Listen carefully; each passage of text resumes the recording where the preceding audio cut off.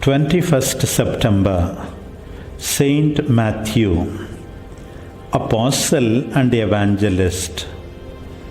Feast.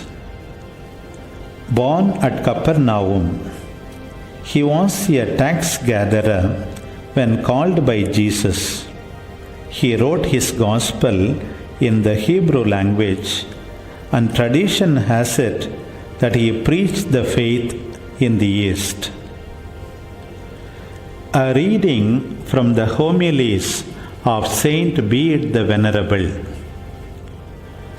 Jesus looked at him, taking pity on him and choosing him as a disciple.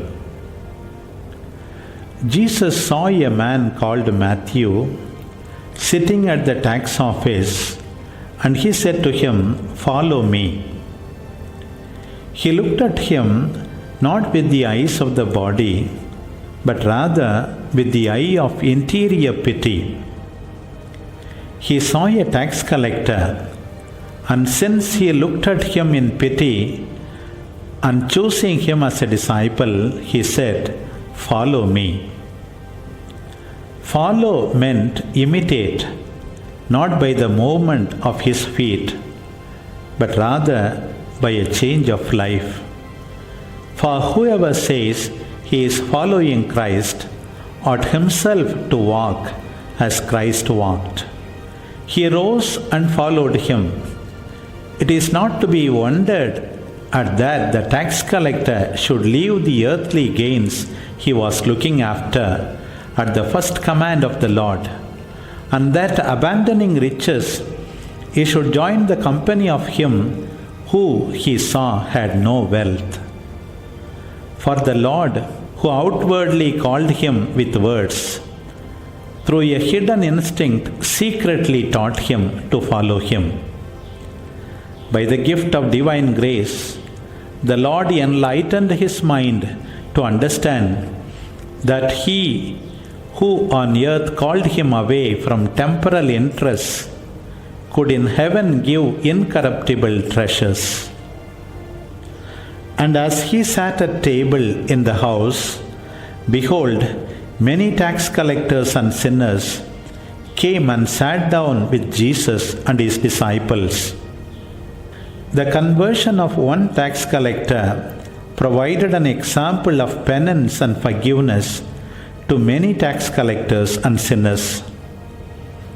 In a wonderful and true sign of the future, he who was to become the apostle and teacher of the Gentiles brought with him to salvation a multitude of sinners in the first moments of his own conversion. He began even in the earliest period of his belief his duties as a preacher, which he was to fulfill as he made progress in virtue. Furthermore, if we would penetrate to the inner significance of what took place, not only did he prepare a banquet for the Lord in his home on earth, but what was much more welcome to the Lord, he made a feast in the house of his soul by faith and love, as is testified by him who said, "Behold, I stand at the door and knock. If anyone hears my voice and opens the door, I will come into him and eat with him, and he with me." We open the door at the sound of his voice to receive him when we freely assent to his promptings, whether secret or open, and when we do what we know we should do. He enters then to eat with us and we with him, since he lives in the hearts of his elect by the gift of his love.